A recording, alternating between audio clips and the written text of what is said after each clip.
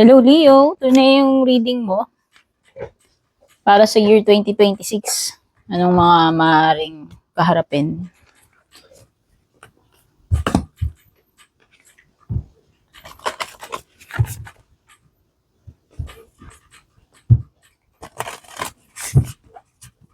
Leo, Sun, Moon, Rising, or Venus sign. Pero cross watchers, welcome din po kayong manood. So, meron ka ditong joy and delight.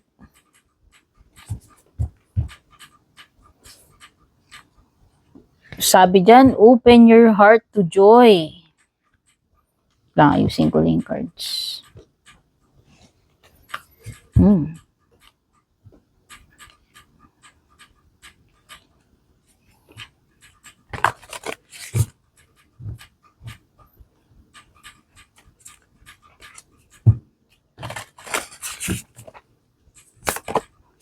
Meron ka rin full moon eclipse. Conclusions are within reach.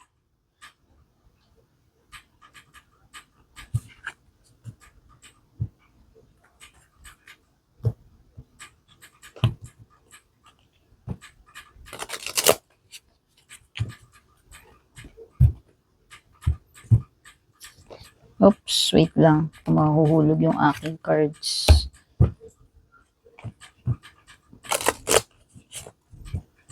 Kuha tayong fortune cookie cards. Dalawa. Meron ka ritong difficult times at saka friendship. Kuha tayong tarot cards.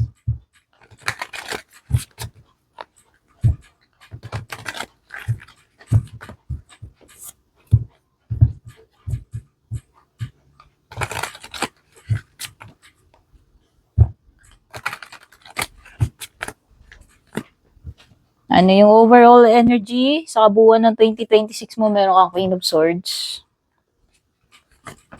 Yung challenge, Ten of Swords.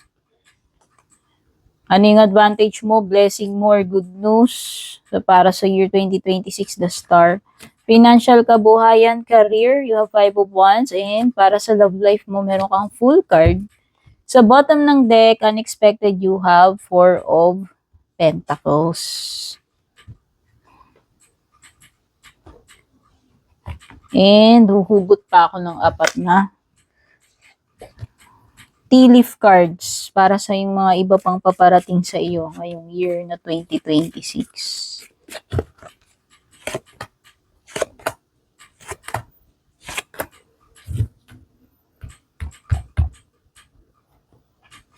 Okay.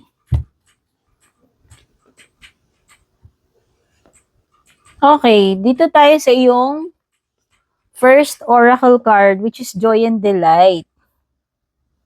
Sinasabi dito, open your heart to joy. So sa tingin ko, you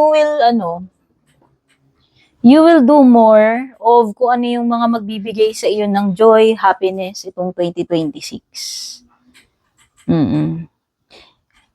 Anything na gagawin mo or pwede mong gawin para i-appreciate mo yung life, i-appreciate mo yung meron ka, to be able to experience joy and happiness. Kumbaga, this is you embracing life, embracing yung kung anong mga meron ka, yung mga blessings na meron ka, appreciating yourself and yung mga people na sa paligid mo, no?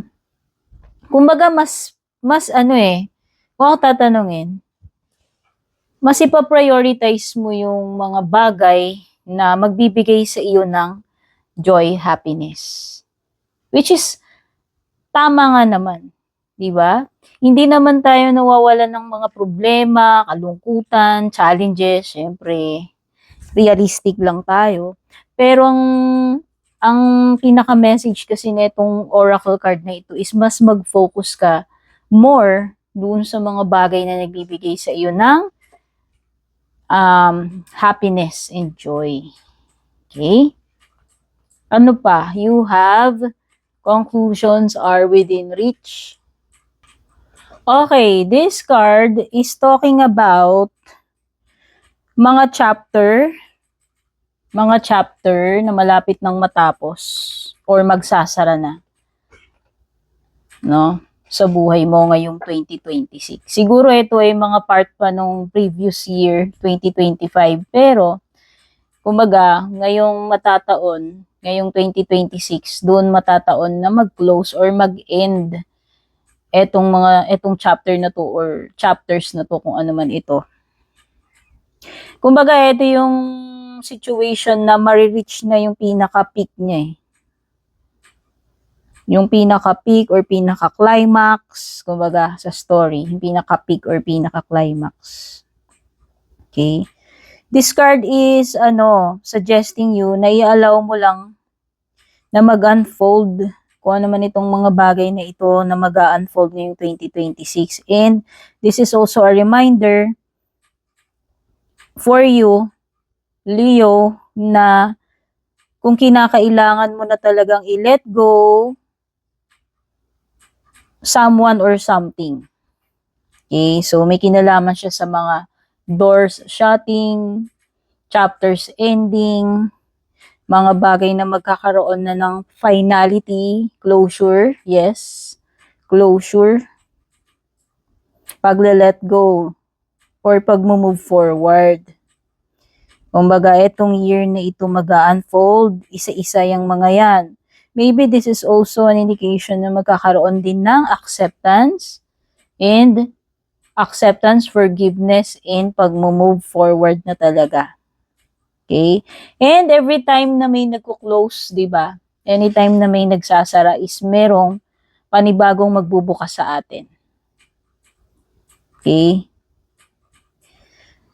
So, for some of you, itong 2026, kayo ay magiging back on track. Maaari kayong makareceive ng forgiveness or kayo yung magbigay ng forgiveness. Okay? Pa.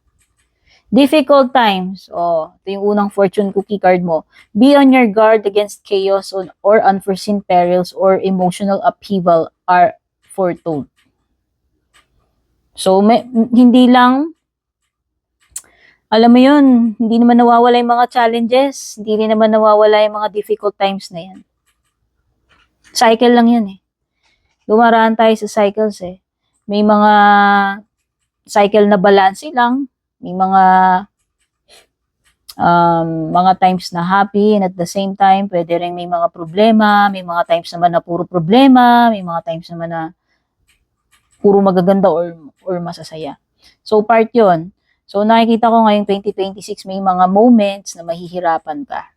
May mga unforeseen chaos or mga matitinding emotional upheaval. Okay? Na pwede mong maranasan. Friendship, it could mean meeting new friends. A friend needs your help, your kindness, and excellent counseling skills will put them back on track. So mukhang meron kang mission na naman this 2026, Leo. Meron ka na naman sigurong tao na natutulungan. No? Siguro ito ay part ng iyong mission ngayong 2026. Pwedeng yan ng yan ang alignment, no, para sa iyo.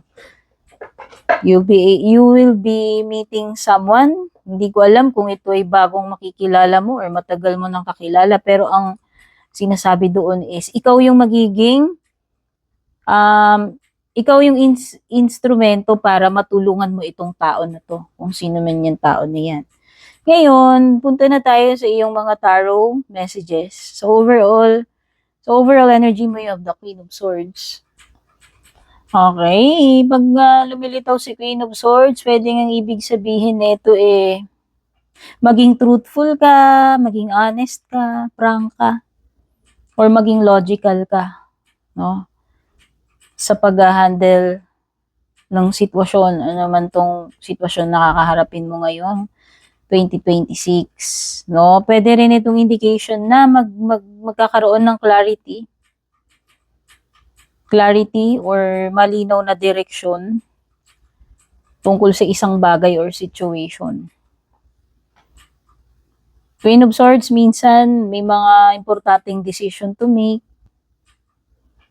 Merong mga bagay na dapat pag-isipan na mabuti.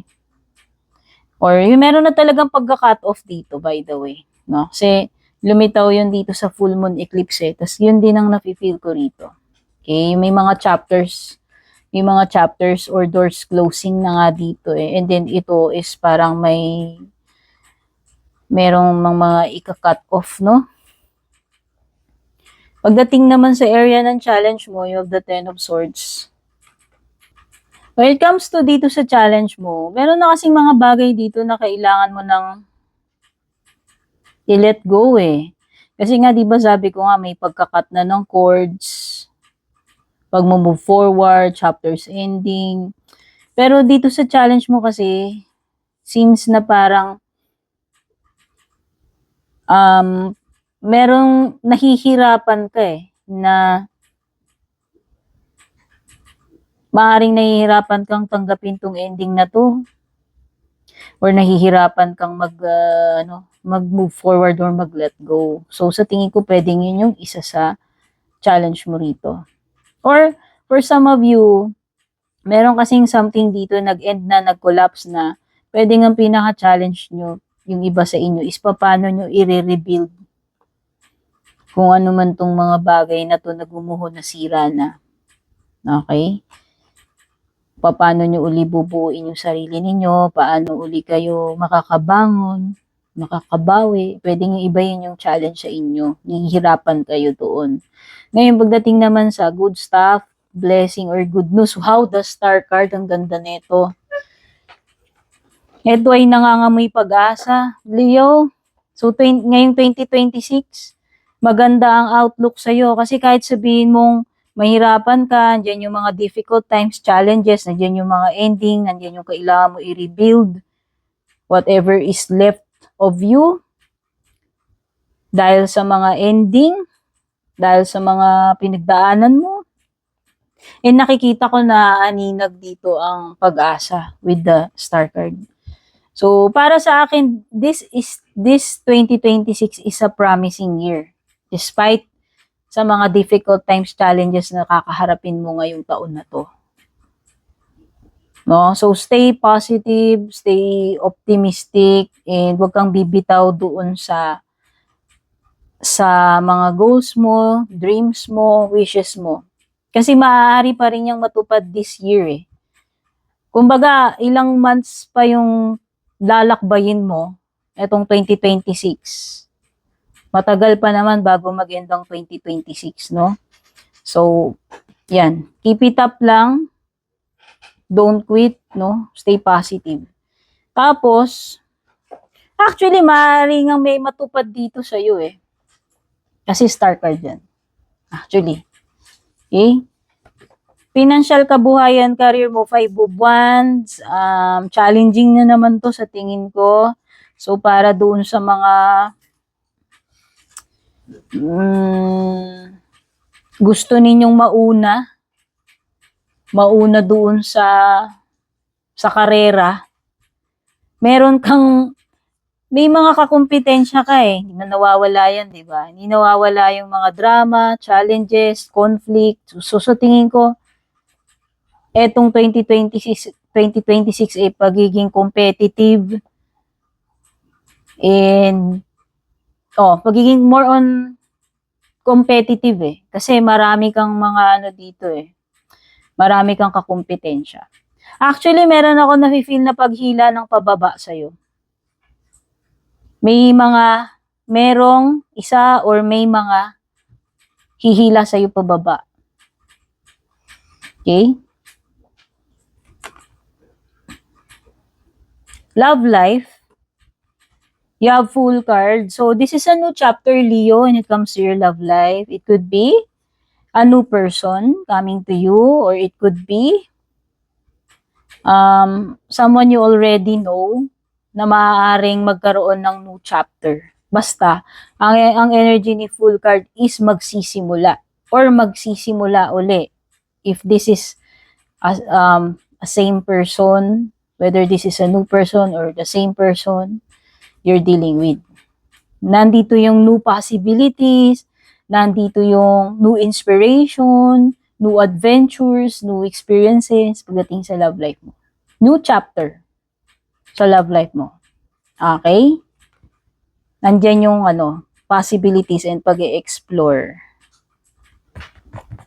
Sa bottom ng deck mo yung Four of Pentacles, no? Ito yung area na hindi mo inaasahan. Ganda. So, this is, card ng stability pagdating sa pera or overall sa kabuhayan mo. Mukhang stable naman. No? So, nakikita ko, actually, makakasave ka itong year na to. Kung magiging wise ka, magiging practical ka. Feel ko lang, makakasave ka. Makakasave ka ng pera. Baka maganda yung mga kikitain mo, makakapagtabi ka. Actually. Okay? Hindi mo yun na-expect yun. Kasi alam ko yung mga Leo, mahilig din yung gumastos, char. So anyway, ibang paparating sa'yo, Leo. Ayan na nga, di ba sabi ko nga, may new chapter when it comes to your love life or romance. Ito na nga, may mga mamimit ka, yung iba friends, yung iba mga possible na romantic connection, no? Andito yung mga social events, mga parties, gatherings, no? Wherein you are free to mingle, char. At may mga mamimit ka. Dolphin, ang ganda. Di ba sabi ko nga, makakasave ka ng pera. Kasi may financial gain na paparating sa'yo ngayong 2026. So, di ba? So, expect mo na yan na merong extra when it comes to sa mga pera na marireceive mo. Dagger, ito na yung mga difficult times, challenging. No, ito yung mga fears, worries, tense situations na maaari mong ma-experience ngayong 2026. Ano pa? Wall. Yung iba sa inyo, makaka-experience pa kayo ng mga alitan, tampuhan, LQ, kung LQ man yan. So, yan yung mga na-pick up ko for you, Leo. Sa kabuuan ng 2026 mo, kamagalala, gagawa pa naman ako ng mga ibang reading para sa year 2026. God bless, babush!